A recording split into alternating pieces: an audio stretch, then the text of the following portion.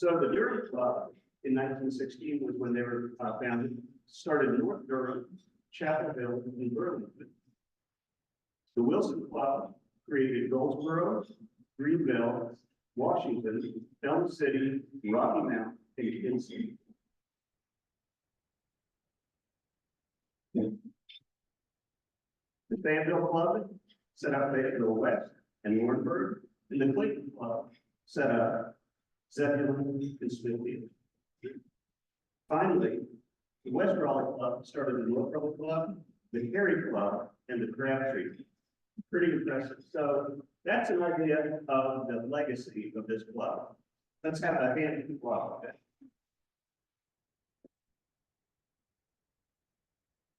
I'm not going to say on the influencers, that's not all. Those clubs sponsor those clubs. So we got parent, child, grandparent, grandchild, and those clubs sponsoring these clubs. So those are the latest entries, and some of them came in different orders and whatnot. But there are over 50 Rotary clubs in existence in North Carolina, based on the work that started in this club here. So we're your Rotary a little bit extra by this week. All right. With that, I would like to ask Tommy to come up for our invocation and pledge. And we're working through the military regulations on this. I've said before, we're inviting our veterans and active duty military personnel to salute during the pledge. I understand from one of our military historians, there are two ways a person can do that, not in uniform. A veteran, you can either salute and remain silent during the pledge, or you can cover your heart and say the pledge, whichever your preference is. With that, thank you very kindly. I'll do an invocation prior to the pledge, and when we're done, then you guys all stand for the pledge. You bow your heads with me.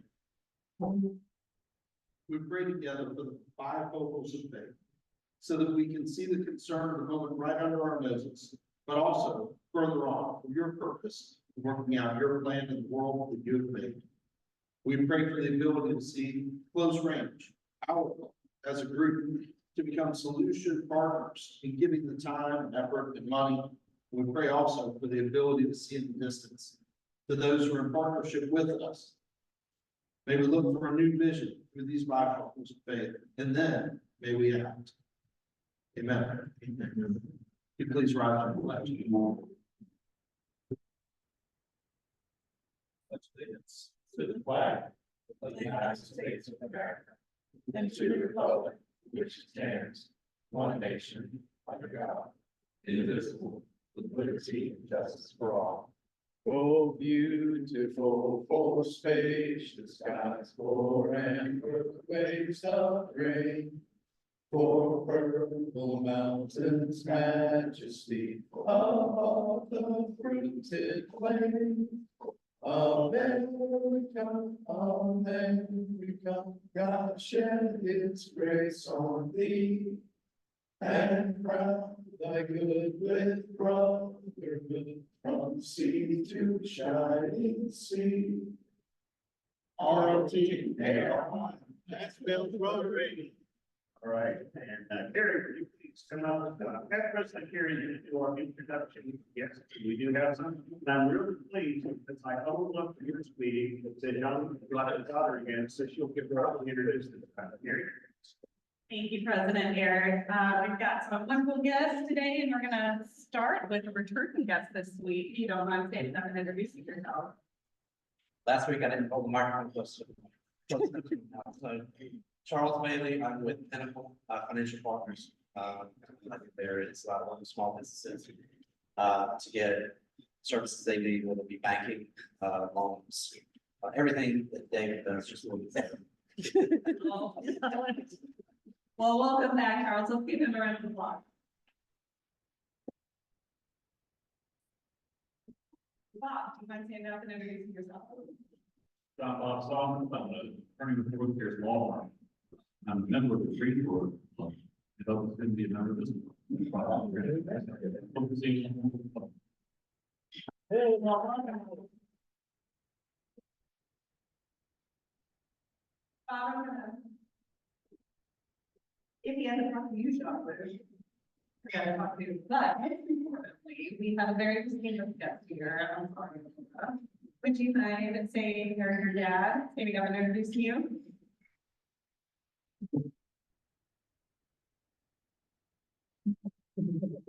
This is my daughter Laura.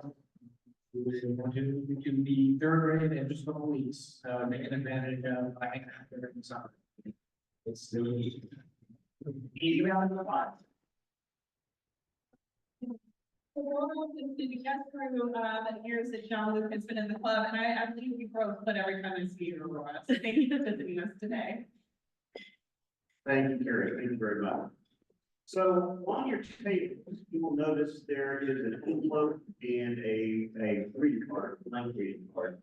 And that is for our friend Peter Gore. Those of you who don't recall who Peter Gore is, if you heard him speak, you would know right away. He's that distinguished British gentleman that has been coming to our club for some time, joined us a while back, and is a great member of the club. Unfortunately, Peter had a back injury and has been laid up pretty badly for a considerable period of time. And anybody who's had back trouble knows there's the pain, but there's also the discouragement that goes with it. So what they call in our church love bombing, we're going to do some love bombing with Peter today. So at every table, there's at least one card. Everybody at each table, one person decide to do it. Write an encouraging note to Peter in the card, stick it in an envelope, and just write Peter on the outside, give it to Linda, and we'll mail all those cards there. So you see those cards, they look like this. We're gold filigree on them. Write a note to Peter, somebody at the table there. And then by the end of the meeting, just drop it off to Linda, and we'll give those to Peter, okay? And of course, he would love to have a personal note from you, a call, whatever it might be. But if you know Peter, he's full of energy, he loves people. And so it's really hard to do away with people.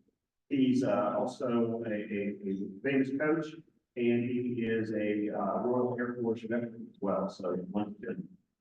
All right, with that, we're going to go ahead and start some of our announcements from our club. So with the following people come up in this order, John Luke, and then Bob Saunders, if you come up and join John Luke. Frank McNally is not here, so we'll skip that. John Cates. Tom Holder and Richard Abram. We'll have the announcements from those different groups as they come up. So we'll start out with our incredible membership here at John Luke, and we have some great news that you already had previously just a moment ago. Thank you, President Eric. Good afternoon, everybody. My name is John Liu, I am membership chair for this Rotary year. A couple of things to touch on. First and foremost, in just a couple of days, we have our Rotary social, our service social. Please bring, and I must say already, we have over the amount of people that have RSVP to go, so that's awesome. We're looking forward to seeing everybody there. It is at 6 to 7:30, so it's sort of a half hour later than usually do at our 5:30 time, so just kind of keep that in mind. And then in terms of mentors, so we have 4 mentors now. We have Charlie Armstrong, we have Harrison Turner, we have Blizzard, and we have Harry Suffren, who are going to be currently being mentors. So if you guys are interested in being mentors, we are about to get together and kind of talk about what that means in deeper and how you can benefit those new members. And please come speak to me, reach out to me. And then lastly, we kind of talked about and kind of alluded to here, Mr. Bob Saunders, and as of next week, he will be a member of the Rotary Club of Raleigh. So did want to give him an opportunity to just kind of talk about himself and what he does, how long he's been in Rotary for, and just give him a little bit of background. Greetings, everyone. I'm Bruce Heitling. I went to school at the University of Sheffield, went to law school in Virginia, and I've been practicing that both spirits for a long time. But based in Greenville, my very first Rotary Club, I was actually in the RTP Rotary Club, and then transferred over to Greenville, been a member there. Active to some degree, but really fell off of COVID, and now the club is over, and I found myself over at Raleigh Club. So that's why Patrick Johnson used to be a member here. I upstairs, at the City Club. Really have enjoyed meeting some of you back then. Hopefully, you'll accept me and never get to know you better. I'm also a big sports guy. Durables, these big bowler, hurricane season bowler. I'm always looking for people to go to games. So those who would like to go to games, let me know. We can let that have a seat. My very practice on tax law, but the area that I do the most work in nonprofits that represent law and laws, either outside. So sure. If you ever have any issues, we'll talk about nonprofits. Glad to be here. Hope to see you next week. And if you have any questions, I'll be hanging around.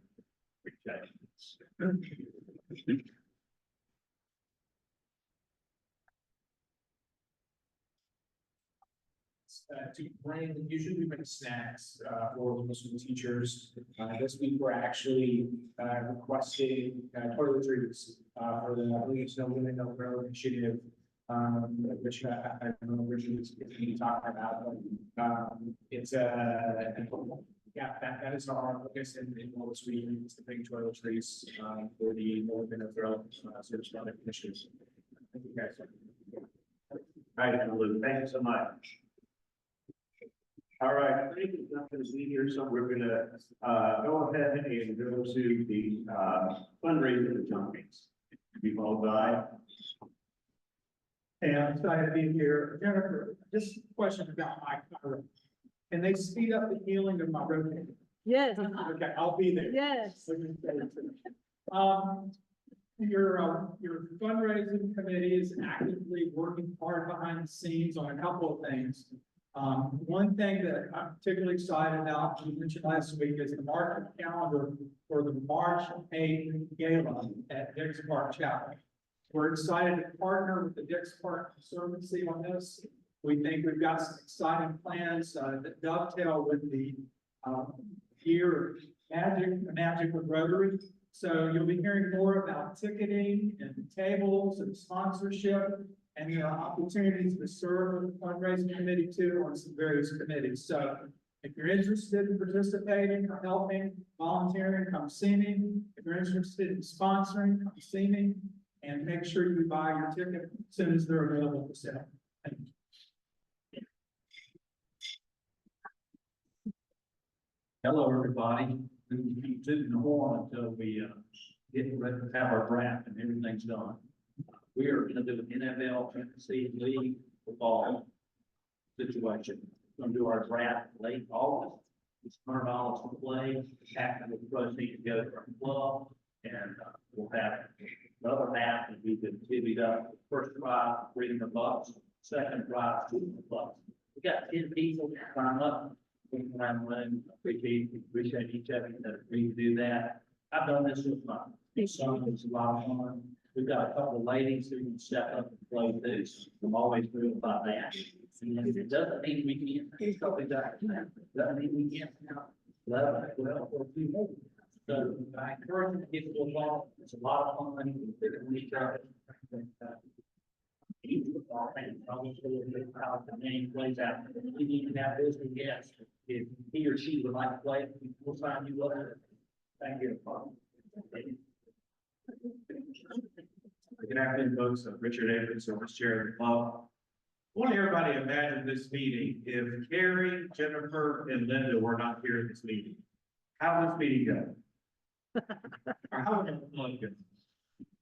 So think about that and imagine, God forbid, they're in a situation where they didn't have access or affordability to basic daily cleaning items or sanitary items. Do you think they come to this meeting?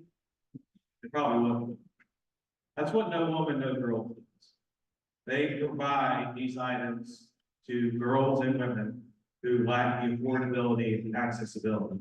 Now, you know, these three women make an incredible impact on the club. Imagine what some other little girls will do, other women are. So for the beginning last week and for the rest of the month, we'll be collecting toothpaste, floss, toothbrushes, and soap on behalf of No Woman, No Girl. And on August 24th, we'll be sorting these items we collect. Again, at our meeting on our social on Wednesday, we'll be gathering these items as well. just like the book drive, if you have some items at your office or your home, I'll be more than happy to go by and collect them. We have a short goal of 2,000 items to collect. So far, we're about 500. So we've got a stretch goal of 5,000, but let's get it to you. Thank you very much for your time. And I'll have to. All right, thank you, Richard. Richard does a great job for us. He's a very busy fellow, so we really appreciate everything that he does. And Bob, the personal challenge here, you're a certified sports fan, you said, so join Tom Holder on that fantasy league there. We'll have fun with that delivery. Right.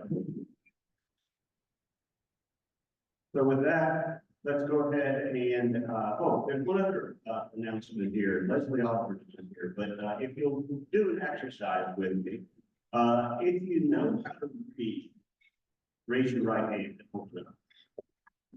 Yes. There's some people out there. If you know how to write, keep your right hand up and lift your left hand. If you own a computer with internet access, put those hands together in a class. Okay, you are all qualified to work on the bulletin. It's a very simple effort. There are lots of roles you can play in that. Those 3 skills are all you need. We'll train you the rest of it. But Carrie works on that and Leslie works on that. So be in touch with Leslie or Carrie and just say, what can I do? You won't get signed up necessarily just for the call. Say, I can do this, I can do that, whatever it would be. The weather forecast is already covered. Carrie's not going to give that up. But everything else, we'd like to do that. And it wouldn't have to be every week necessarily. It could be on a rotating schedule. And here's the incentive. If you create the bulletin, you get a makeup. So that's a little bit of an additional thing there. So with that, Frank was going to be here to do the happy dollars, but Kirk Warner has been pressed into service and he's happy to do that. While Kirk is coming up here to get the microphone, take note of the red buckets on tables there. That is for the Dementia Alliance of North Carolina. We've heard from them recently on the great work they do with families that are facing dementia. So with that, Kirk, happy dollar. Thanks, you just got something to talk about. Something happy, 249th birthday of the United States Army Judge Advocate Corps and Chaplains Corps. That's a year before the country, folks. All right. You're happy with that? Yesterday, get around with that, so. Yesterday was his birthday. Happy birthday. Thank you. Throw it in. Each man. My daughter's birthday was yesterday. So yeah, you take the rest of my money, which isn't much. And about the Penn State, right? Who else has any hand numbers? Yeah. I've got the good news and bad news. The good news is I'm a grandfather, second time around. The bad news is they live in San Francisco and I don't see them. Congratulations. Boy or girl? Boy. Perfect. Anything else? Oh, got it here, Tommy. My family of 4 went on vacation, all 4 of us came back. I'm surprised both went. Anyone else who's got something to grab? This is good. It's all going for good causes. Here we go. You may have it. All right, thank you very much. Thank you very much. And Tommy was up just a moment ago. Tommy, you want to come and take care of our practice? Sure. I've got a winner here. Oh, that's all right. I didn't know where it is. All right, I got a winner here for you guys. You got your tickets, please pull them for me. We're going with 8003260. There we go. Richard A. Richard.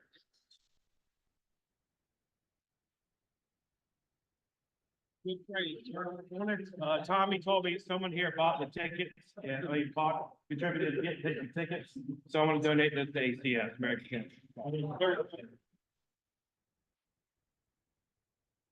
All right, and birthdays and anniversaries, we are twice striking out this so far this Rotary year. We had no birthdays and no anniversaries to announce, but we have plenty coming towards the end of the year, and so looking forward to that.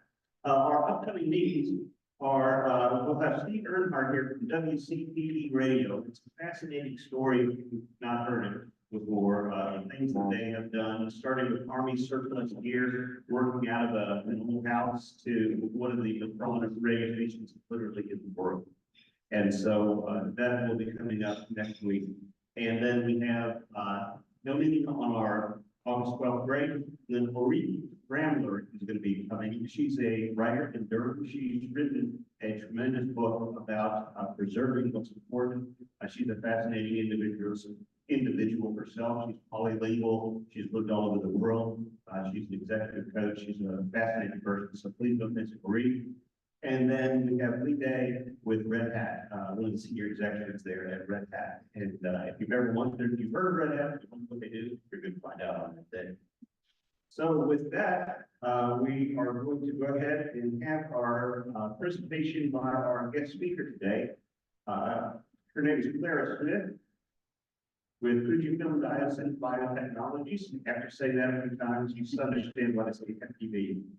So she brought her presentation. I just saw Jennifer like 15 seconds ago to say, we got to get her. So great work on that part. Sarah is, I can introduce her in a very efficient way. Say Sarah is SD at FPV, running GS and PD with a CDMO at VIC. And that would all be true. But let me unscramble that. Clara Smith is the Senior Director at the Global Strategy and the Global Strategy Lead for Process Development Operations at Fujifilm Diosynth Biotechnologies. The global sometimes means you have a home office in the US and little tiny offices here and there around the world. No, they have major research labs in places like Denmark and Far East and every place else. So it's a really amazing role that has to run the strategy for that. Fujifilm Diosynth Biotechnology, or FDB, is a CDMO, which stands for Contract Development and Manufacturing Organization. Think of it this way: if you have a drug that you want to get onto the marketplace so that it can help start helping people, they will help you develop that drug. Once the drug is developed, go through all the approvals that are required, and then they will help you by manufacturing that drug. So it's a complete comprehensive service that they offer. And she's been part of that process development group for 24 years. That's where she and I met a few years ago. And she has worked at GlaxoSmithKline before in Lonza. I don't know that, but Lonza Biologics. And Claire's been a leader that likes to develop her people. Like this is the way you put it. She likes to see everyone being successful. And so that's what she's really concentrated on, along with her work itself. She was part of Project Warp Speed back when the coronavirus vaccine had been developed, and so has some experience with that. But her real passion is family. She loves the outdoors with her husband and a 13-year-old daughter who is in the scouting, and she co-leads the scout group that her daughter is in, and also works with other families that have children with type 1 diabetes. And she loves being outdoors, as I said. So besides that, Clara is literally a brilliant scientist, a great leader, and I'm pleased to have her as a virtual friend. So Clara, would you come up and share with us? Please have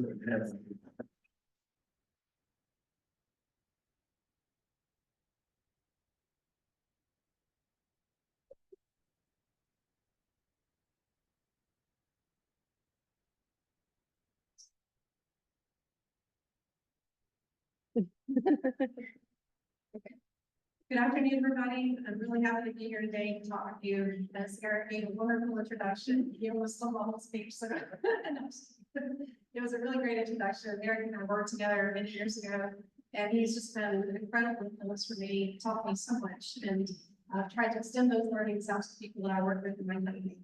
The title of the talk today is Developing Partnerships for Life. It is kind of the byline, Partners for Life, our company, and it really has multiple meanings for me, in that we do have a history now with Fujifilm, which I will tell you about a little bit later. Once Fujifilm was to be involved with pharmaceuticals, obviously they got their the original groundings from the film industry, so developing all those great memories that we used to have on film, but also with the subsidiary that I work in, we are working on life-altering products. So using biotechnology to make drugs that can affect your life and extend life. So because we are a contract manufacturer, we don't actually make any of our own drugs. They are all partnered with other companies.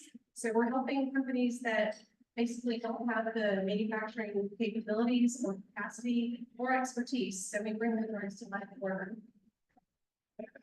So just a little bit about me. I did grow up in South Carolina, so I'm a Southern girl. Not too many of those around. I went to school at Florida State, and I know that's a little controversial, but I am a Southern. I was in the chemistry department there. That's a picture back in the lab back at Florida State. Got my teeth sunk into the research aspects of life. I went to graduate school at Northwestern in Chicago and studied biotechnology up there. We were actually working on making pig organs transplantable into humans. This is a really interesting field and learned so much there. My first job out of graduate school was actually here in North Carolina. It used to be Glaxo Welcome when I joined the company. During that time, I worked for a very small biotechnology group that was involved with a really exciting project, making DNA vaccines way back then. What we see in that picture is actually called powder jet technology. And you probably like this being in third grade. This was a technology to allow us to deliver vaccines without the needle. So basically we use powder just to really, fast injection of powder for the upper layers of the skin to deliver that vaccine. Unfortunately, at the time, Glaxo merged with Smith Beecham, and they no longer needed our very small biotechnology group here in North Carolina. The majority of the people working at Glaxo here locally were actually working in what we call small molecules. So small molecules are things like aspirin, ibuprofen, all the drugs that you take in a pill. Those are typically small molecules, and those are synthesized organically. Our group was synthesizing using biotechnology, which is cells, to make them.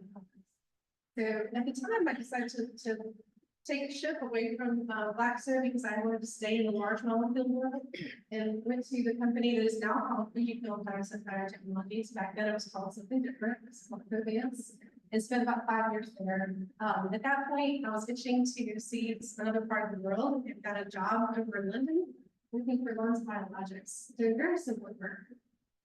Unfortunately, at the time, I had some family health issues, and they brought me back to the States after about a year and came back to Fujifilm. So retained a new job at the same group, and we're still working in the process development area. And I've been there for the last 19 years. So a total of 24 years at the same company is kind of rare these days. But as Sarah mentioned, I do have a 13-year-old daughter. This is one of my favorite pictures of her when she was little. She visited work, and you can see her very mindful, a little bit too big, but something to grow into. And then as Eric mentioned, I do love being part of Girl Scouts. It's one of my favorite organizations. Girl Scouts is really incredible. I've been part of this troop for 8 years now, since the girls were in kindergarten, and really, encouraging those girls to try new things, to do adventures. It's amazing, actually. We just taught them how to build a fire, and most of the girls have never even lit a match before at that age. And so it's just incredible to see their eyes get so big and to know that they can actually do these things that stop or scary. So I love that organization. So moving along to tell you a little bit more about the organization that I work with, which is Fujifilm. It is a partnering organization, so it's a contract manufacturing organization. And we actually, instead of using organic chemistry to fill our drugs, which is what most of your pill-based drugs do, we actually use these different organisms that you see up here. So these range from mammalian cells to microbial cells, to viruses, to insect cells, and even other cells to care for themselves. So we're really harnessing the power of DNA to actually use these cells as a little miniature factory to make the drugs for us. So whereas in organic chemistry, we're using lots of reactions, one after the other, to try and build up that aspirin molecule, we actually use the incredibly wonderful machinery of the cell. It's already there in the cell. And we program the DNA to actually make our pharmaceutical for us. So that DNA encodes only for one thing and one thing alone. It's the protein that we're trying to make. So you can imagine that once the cell makes this protein, we've got to get that protein away from the cell because we don't want to inject humans with the rest of the stuff that's in a cell. So that could be very bad for us. So we spend a lot of time, a lot of different resins that we use that use different chemistries to actually pull the protein away from all those other contaminants. We have to get rid of DNA, we have to get rid of the cell debris, all kinds of stuff. And what we end up with is a really highly purified molecule that's a biologic. So if you imagine the size of an aspirin molecule is this, our biologic is massive. It's huge. It might be the size of this room compared to the molecule of aspirin.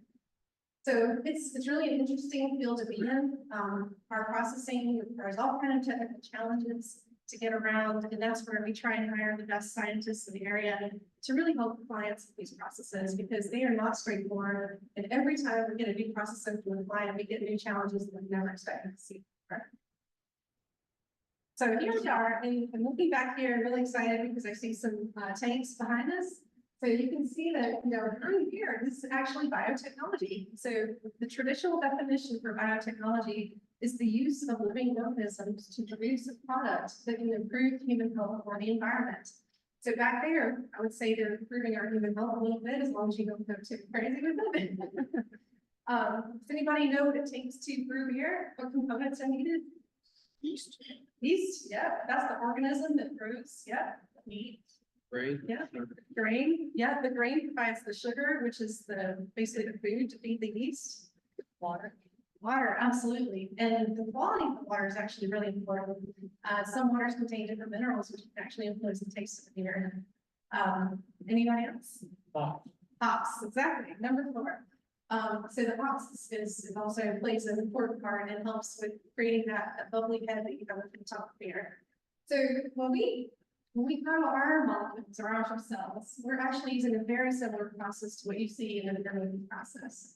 So if we take a tank that looks a little bit more complicated, and it is, we have a lot more analytics on board. So we see lots of tubes going in and out of our tank. That's what we use to feed the reactor. So we'll put different kinds of, we call it media. They're things that the cells like to eat. And we also control that environment really tightly. So we're controlling the amount of oxygen that comes in, we're controlling the gases that come off the cells, we're controlling the stirring of the tank and the temperature. You would believe how complicated it is to grow these cells. And some of our processes actually take, around 40 days to grow the cells from a tiny frozen pile, which is where we start. And we start to grow it in shape class, and then we grow it into larger and larger reactors as we go. We might use that as a stepping stone to get to our 2,000-liter reactor. And then finally, we have the final production reactor. So basically, I'm going to tell you a little bit about how we grew up here in North Carolina. So this timeline is a long one. Basically, let's see, this is the laser. Okay. So up here you can see that back in 1995, almost 30 years ago, we started here in North Carolina. It was actually the start from a group of companies called Census and Warning. And those two companies came together because they had a particular drug they wanted to make, and it was actually for gigantism. So this is where people are overgrowing, growing way beyond where they should. It's called a growth hormone antagonist. So it basically prevents the body from having that extra growth hormone around. The process to purify that drug was so complicated that they couldn't get it to be made at any other contract manufacturer. So they decided to, let's build our own factory. Let's make it here. So that site in RTP that I work at was actually developed as a custom site just to make that particular drug. So over the years, the company decided to make as more drugs as they came in from other clients because they had that expertise to make very complicated processes. And as you can see from this timeline, we went through a lot of different ownerships. We spun off, we got acquired, we got integrated, we got sold, we got acquired again, and then merged again. And then finally, Fujifilm, which was our current parent. So 16 years and 7 parents later, we're still the same company, and we still basically do the same thing as we started at the beginning. Fujifilm has been a wonderful parent company and truly invested in this area, more so than any of our other parent companies have before. And you'll see that evidence of the investment with the new Holly Springs site, which is coming online.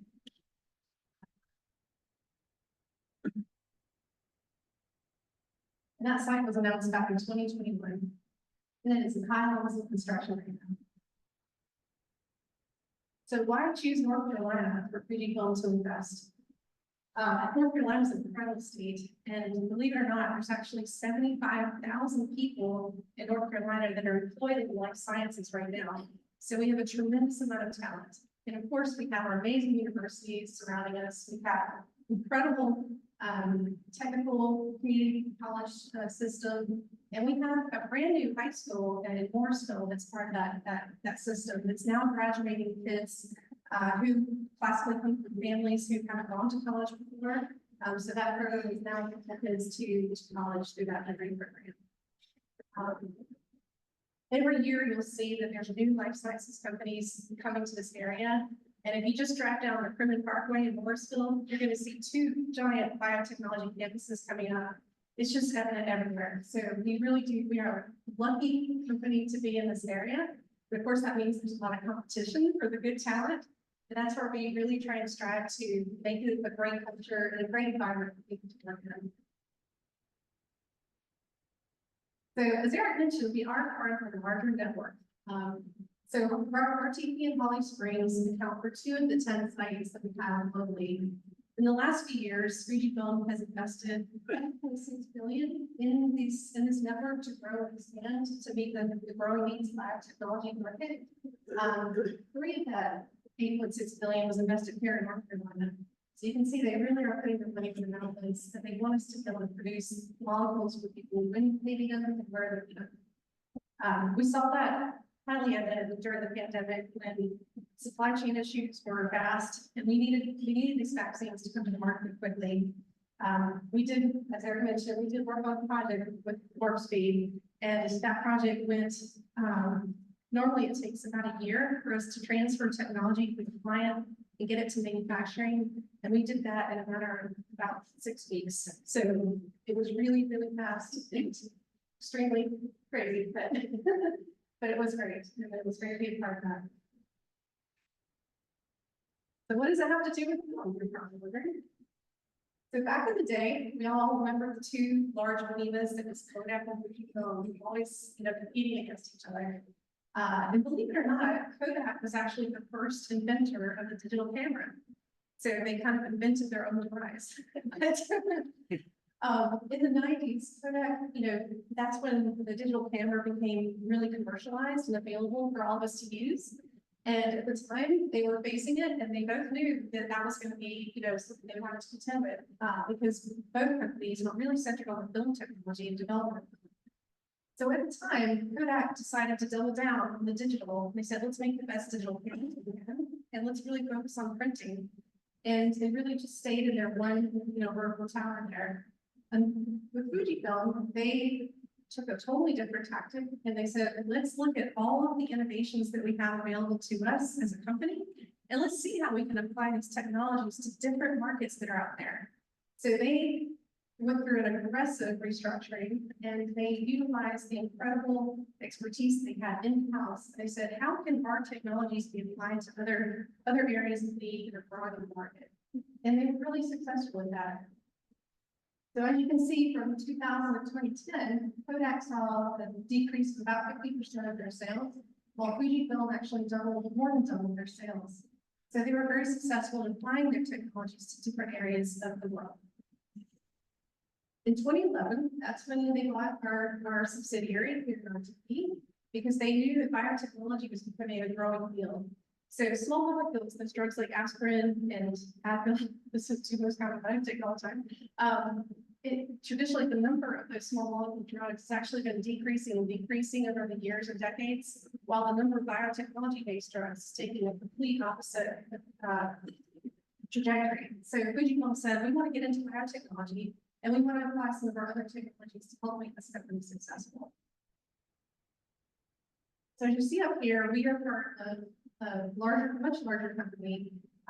My division is in healthcare, which is at the top of that left-hand circle, and it actually accounts for the majority of the company now. So the majority of Fujifilm is actually in healthcare.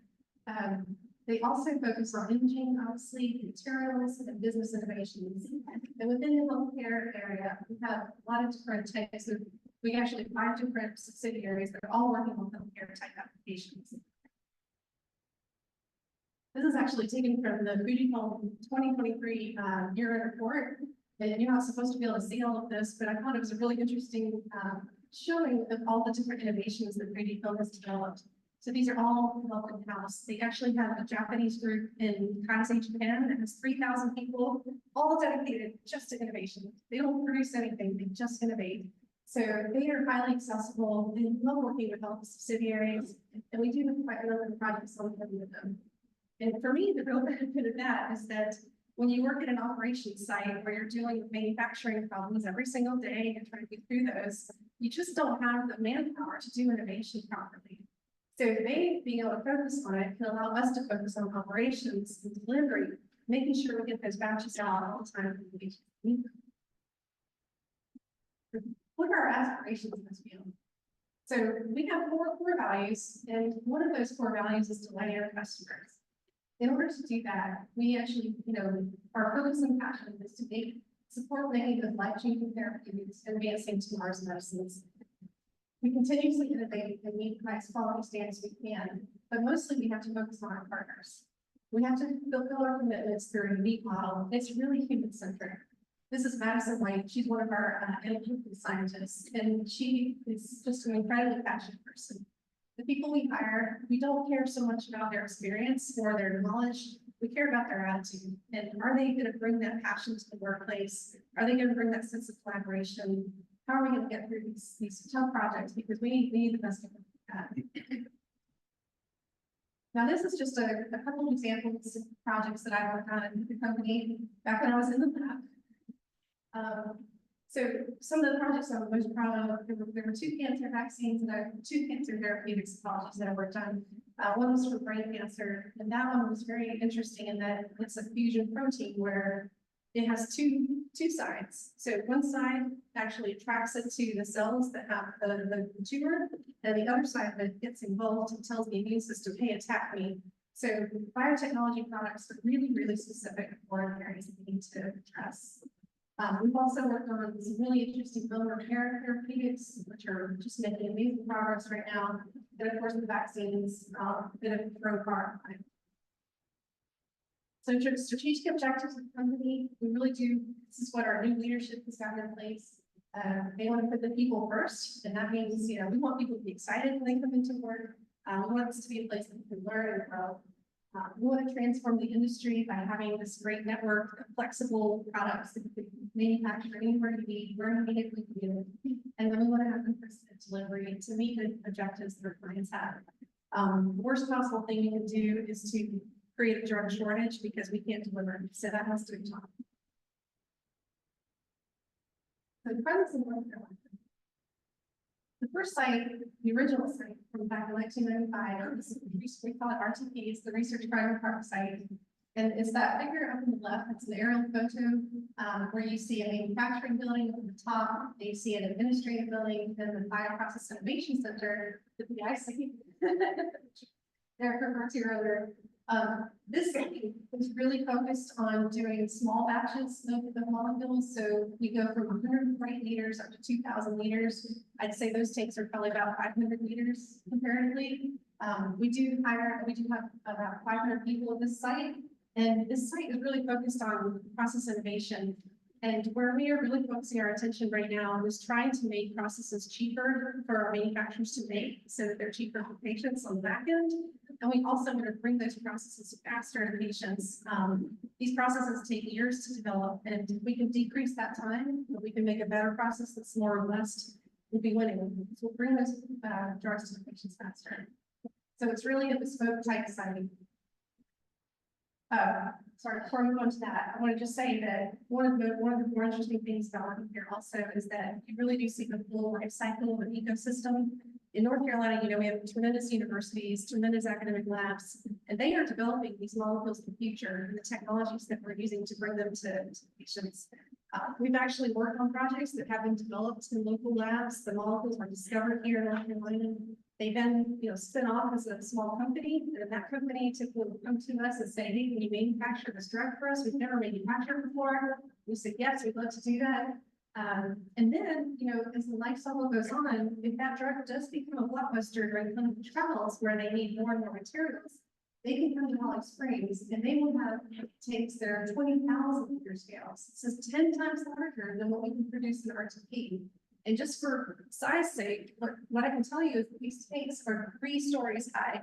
They are just massive, and so you can make a tremendous volume of material all in one room.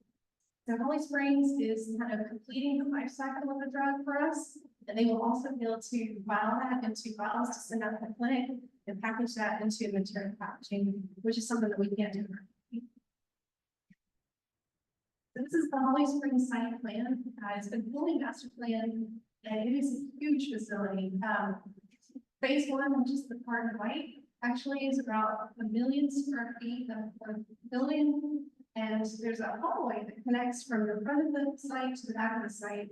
They call that the spine, and it's 3 stories high, and it's a 1/4 mile long. So you can imagine you get a lot of steps working there. And apparently they are thinking about segues, so I don't know if there might be a segue for that might be fun. The part in green is actually phase 2, and that was just announced in April. So we do have enough business to fill up phase 1. So they are starting construction of phase 2 soon. And by the end of it, it will house over 1,400 people. So it's really having a huge impact on the community and on the STEM environment. So finally, just want to say that, you know, I wouldn't have stayed at this company for 24 years if they didn't put people first. And to me, that's really important to the culture of the company. And as a woman in science, one of my main, you know, sides, actually the client work and getting projects done, is I want to support the growth of women in this field. There's still just a huge disparity between women and men in the field, minorities as well. And I've actually been involved with the new Women's Employee Resource Group to help basically boost the confidence of women in this field. I've been amazed actually when I talk to people that they will say, yeah, I've been thinking about that leadership role maybe 5 years from now. And I'm like, what's holding you back? I just don't think I can do it. And then Eric did an exercise with me a long time ago and says, what do you need to do to be successful in that role? And I asked them that question. And they start this listing it off and say, you're doing that right now. So for me, it's really, really important to support those women, to give them those leadership opportunities, and to give them out there managing groups and managing teams. So Genki is a Japanese word that means passion and enthusiasm. And we use Genki as kind of like a motto at work. This is what we want to bring to work every day. And we do have a lot of Genki around some of the local groups that we work with here. So we do work very closely with the Wakefield College for information about technology. They're getting their first lab coats as part of their graduation ceremony there. We do work with Clara in STEM, and then all those local universities in STEM. So basically, whether we are developing these tiny cellular factories to make the next biotechnology of the future, or we're developing people, young scientists, helping give them inspiration for that next generation of STEM folks, we're truly trying to develop technology tomorrow. So thank you so much for listening, and appreciate you inviting me here.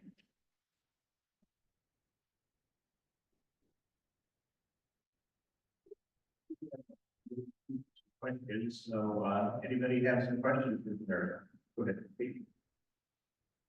Does AI currently play a factor in how you guys develop these processes for manufacturing? Is it helpful in that area?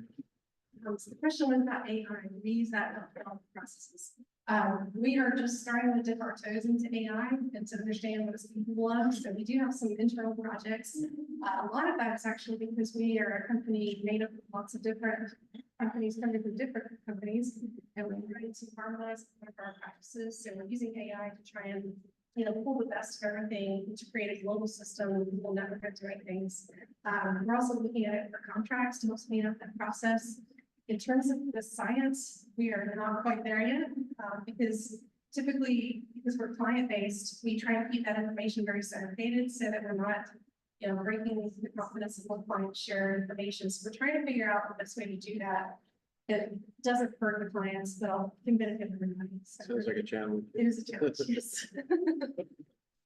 Yeah, I think more and more the 4-year undergraduate degree or the 2-year master's degrees are being viewed as artificial measurements of one's education and capabilities. Are you being more flexible in terms of the scientists and others that you hire to maybe break away from that a bit? Absolutely. In our manufacturing area, we typically get people that don't have a 4-year degree or a 2-year degree, and so they can create this, they can do a biowork certification through Biotech, which is fabulous. It's a great way to learn. I always love learning on the job, and I actually have a master's. Most of my counterparts have PhDs, and it has never held me back in terms of being able to get more into the company. So I definitely look at folks and encourage them. Actually, almost half of the leadership team within process development now only has a bachelor's degree. So we definitely, I think traditionally, and especially in large pharma, you have to have a PhD to get to a certain level. But within this company, we've not had a glass ceiling. So I think, if people have the talent and the energy, let them do it, So right now, I understand you're just doing product manufacturing. Right. So what's driving your company's decision to go offer the whole package to your customers? Is it customer driven? We're generating opportunity. Okay, yes, so the question was, currently in R2E, we only make the bulk drug substance, which is basically large bags or bottles, and then we send it off for drug product manufacturing. The reason why we want to bring that in-house is because our clients would prefer to have a one-stop shop where everything is done in place. We've actually invested quite a lot in analytics as well, because that's where a lot of companies will outsource. They'll send their testing out to other companies that have that expertise, and we've really invested to bring that in-house. It just, if there's an investigation that needs to happen, if something goes awry, having everything in one place makes the investigation process so much faster. Customer base is so this. Customer base is really driving that, yes. Just a statement. I just want to say thank you for being here really quick. It's your organization that helped me. My dad used to be a food reporter, and my dad didn't have a degree or anything like that. That organization gave my dad an opportunity. And so because of that organization allowed me to go to college and things like that. So I appreciate it. That's a shame.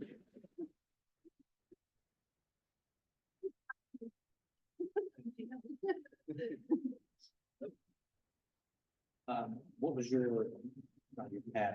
We got you in biotech, so you would have stayed. But at what point did you say, hey, I think I want to go get biotech? I was actually going to go into music originally, and I played the flute. I was an all-state band and that kind of stuff. But when I went to Florida State, I auditioned, and they only took 2 flutes that year. So I was like, what else can I do? But my dad was a family practice doctor, and he used to take me to his doctor's office and would observe patients and whatnot. But I think I always knew I had a math brain, and the math sort of contributes to both music and science. And then it was just kind of meeting the right professors that sort of stimulated those thoughts and ideas and showed me what was possible. And I was like, oh, okay, this is really cool. So I think doing a research project as an undergrad, it's incredible. You're like, I can actually be a scientist. I can take a problem and put it through its paces and use the scientific principles to figure out the solution. And that just to me was really cool.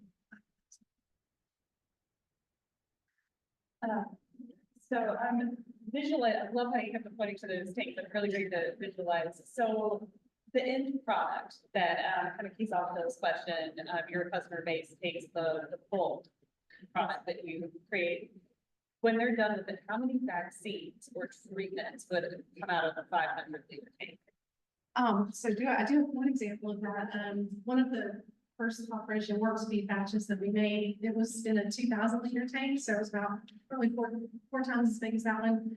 And it made 3 million doses for one batch. So it's filled to the top. The tier.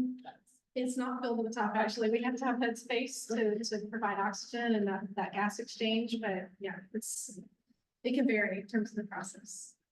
Yeah. And different batches will make different amounts of doses based on how much is being dosed. For vaccines, you need very, very little to actually give a dose, but for some products where it's an antibody-based drug, a lot of times we have to dose a tremendous amount into the body to actually make it effective. So you may get 1,000 doses out of that batch.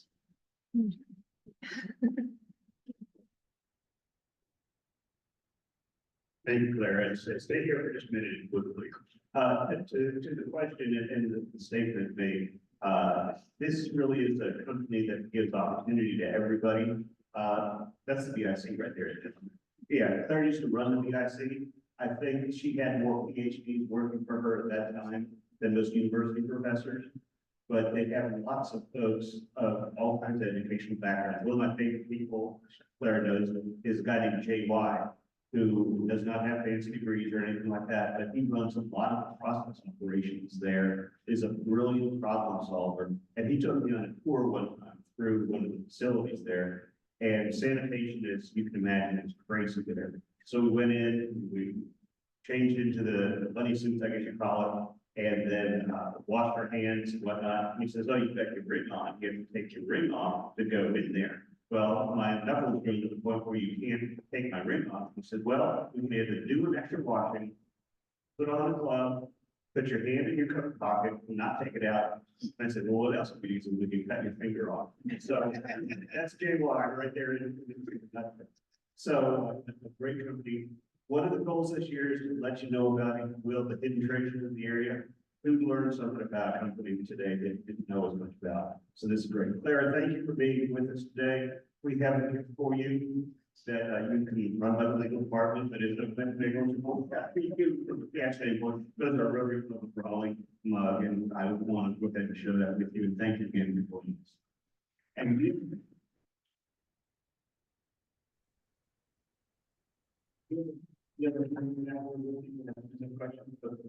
so Rotarians, thank you, Clara. So Rotarians have prize and always have. Of the things we think, say, and do.